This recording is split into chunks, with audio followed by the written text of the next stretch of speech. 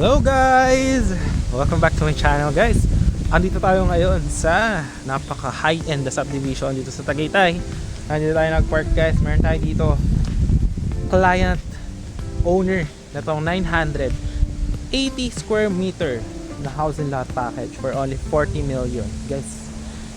Napakaganda. Makikita nyo dito kung bakit ko siya nasabing maganda.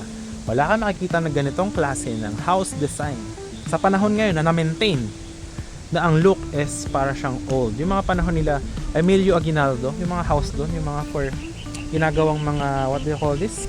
Parang antique house, di ba? Ayan siya guys, yan.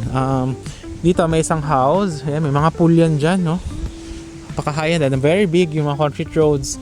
Andyan lang siya, tapat ng Tagaytay Antonio's Breakfast, Tagaytay Country Homes 2, clean title, clean all documents. Ayan yung mga pine tree. Ayan. Dyan, dito tayo nag-park guys. Dyan yung entrance. Ayan oh. Pero doon tayo papasok sa service entrance. Ayan, oh. Kita nyo naman, end lot. Ayan yung mga neighborhood. And dito guys, very secured. 24-hour security. No? Ang monthly dues dito, 4,000 per month. No? For the guardhouse. Kasi per square meter eh. Yung ano dito, 4 pesos per square meter. Almost 1,000 square meter kasi. Pagkasama yung easement. Kasi nga end lot sila eh. Yan yung ating environment dito. Ayan, kung makikita nyo. Very, very peaceful. Talagang high-end guys. Ayan. Ayan tayo. Yan yung car natin. Papasok tayo sa house. So I will show you kung bakit siya maganda. Para kami palasyo dito sa Tagaytay. Heart of Tagaytay. End lot guys. Ayan o. So wala kang kapitbahay dito. Ayan yung property. So meron dyan sa ilalim na creek. Okay? So dito yung house. Okay? Ito kasi napakaganda. So ito yung name guys. Ito siya. Old look. Okay? So papakita ko sa inyo yung house. So ito guys oh. Ito yung entrance, service entrance. May car park dito. Ayan oh, service. Okay? For your car or mga visitors. And ito guys, ano to? Pwede siya ipa-staycation. Ayan. So yung ganito yung itsura pagpasok sa loob. Ayan guys ah. For only 40 million guys. Actually you could not see a house na maintain na ganitong style. So this house is actually 16 years old but very well maintained siya. So from here, yan, ginawa nila dito sa house ganyang look. Pagka parang old style siya, may mga fountains. Ngayon meron doon, hindi ko lang mapapasok sa inyo na kwarto kasi may guest. Yan. So pinapaano to dito, staycation. So yan. Dito meron dyan papunta doon sa may ating house. Dito meron din ditong office. So ikutan muna natin yung property bago tayo pumasok doon sa house. Okay? So dito yung parang mini office. Dito. Tignan nyo yung look guys. Wala ka na makikita ng ganitong klaseng bahay. Ayan ha. Okay? And dito yung laundry area. Ayan. Laundry. Tapos dito yung napakalaking garden. Ayan guys oh. Very big garden. Ayan siya. Makikita nyo po. Ayan guys. Ang laki niya na. Tapos dito may basement siya dyan. Ayan. Pa-basement yung bahay. Dahil nga end lot siya. Para masulit yung kanyang slope. Nilagyan siya na ang basement. And dito sa Tagaytay guys. Sabihin ko na sa inyo. Very cold weather. As in. Baga parang nasa Baguio ka. Tignan nyo naman yung design. From the entrance. Okay, papasok ka dito. Alright. Ayun yung may ano ngayon, may parang doon may basement dyan. Tapos doon may tutulugan din. So, pakita ko sa inyo lahat, no? So ito yung ating main house. Okay. Dito yung guest house, guest room. Okay. Tapos dito, guest room din yan. Yung room doon sa baba nakalock lang pero napakaganda ng loob nun. So pasukin natin dito sa taas guys para makita nyo. Tapos dito meron ditong fountain. May falls dyan dito. Parang pababa siya doon. Tignan nyo naman yung design. Diba? Tapos end lot kayo. Wala kayong kapitbahay dito guys. Yan. So dito yan, kita nyo mayroon siyang access going to the basement. Yan.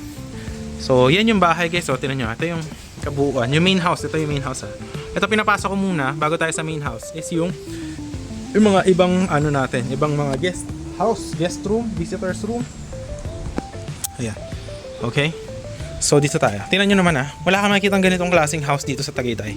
Pag may mga barkada, ayan, meron ditong tulog-tulugan guys. Ayan tingnan nyo meron dito tree house. Ayan pwede ka dyan matulog mga barkada. Very cold weather. Ito yung background. Ayan, merong mga bamboo. Okay. Alright. Ayan guys. So ito, tulog-tulugan ng mga barkada. Okay, tapos dito naman yung bathroom. Ayan, meron siyang bathroom dito para sa mga visitors nyo, di ba? Ayan guys, kita nyo. Right. Okay, okay. So ngayon, dito naman tayo. Ayan, copy-copy kayo dito pagka umaga. Ayan. So meron yan access dito pababa. Okay. So bago tayo, ang gagawin natin, iikot tayo pababa, tapos sa basement tayo papasok, tapos papunta ron sa loob ng main house. Okay. So tara, baba tayo dito, madulas lang, ingat-ingat lang. Ayan, ito yung papunta ng basement ng guest house, no? Ayan guys. So dito may mga tambay-tambayan. Ayan. Tingnan nyo naman yung look, pinag-effortan talaga siya. Ayan, may mga kasama na to guys yung mga gamit, kasama na yung lahat.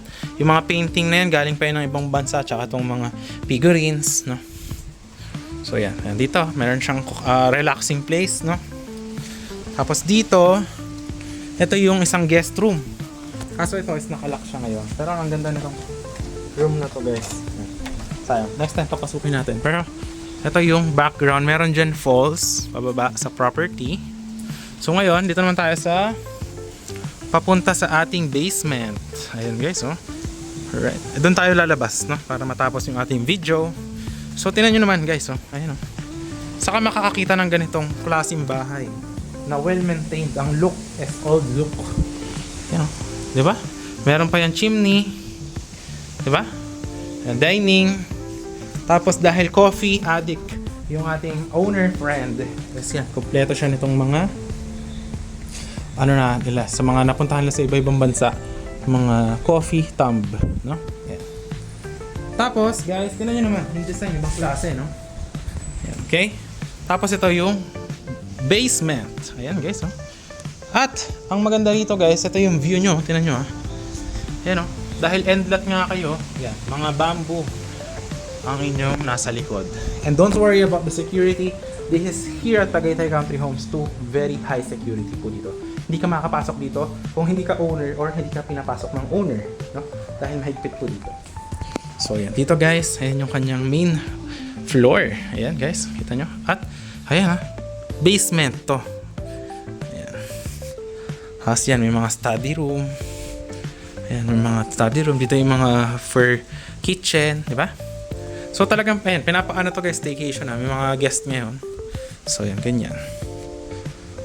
Ang ganda, di ba? Ibang klaseng design, no? Very, very, very meticuloso. Magaling yung ating owner. At yan, ito, binili pa yun sa ibang bansa. Pati yung mga chandelier niya yan. Pati yung mga design ng mga painting, guys. Galing pa yun ng ibang bansa. Tapos dito, may isa ritong room.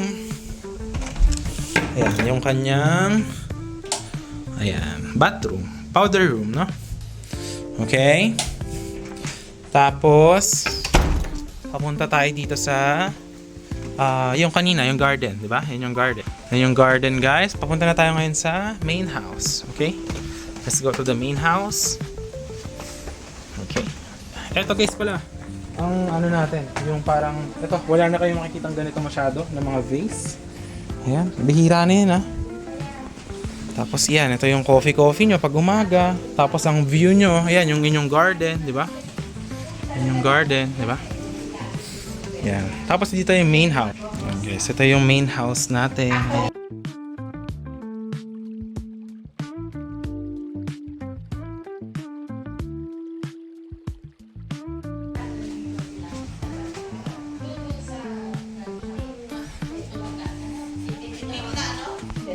Ayan guys, yung mga room. Wala ka na makikitang ganitong klaseng room ngayon.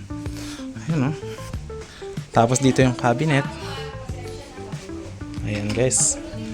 Dito na yung access dun sa Ayan, coffee shop. May coffee shop dito guys, oh. May bar. Ayan, oh. Diba? Meron dyan terrace. Kasi yan yung master's bedroom eh. So ito yung master's bedroom. Tapos dito yung inyong terrace. Meron siya ditong terrace guys. Ayan, oh. At ito na yung view. Dahil end up ka nga. Ayan guys, oh. Wala kang kapitbahay dyan. Look at the view. Napakaganda. Very relaxing habang nagko-coffee ka in the morning. Tagaytay talaga yung weather dito. Tingnan nyo naman. Meron tayong coffee counter dito, coffee bar. Ayan. Ayan, diba? Tapos, ito nga yung master's bed. Tapos dito yung may isa pa yung room, diba? Yung dun sa guest room ngayon. May naka staycation ngayon dyan. Tapos yan yung papunta dun sa main entrance. So, balik ulit tayo dito sa ating master's bedroom. Okay? Yung coffee shop. Yan. Yung coffee shop. Okay.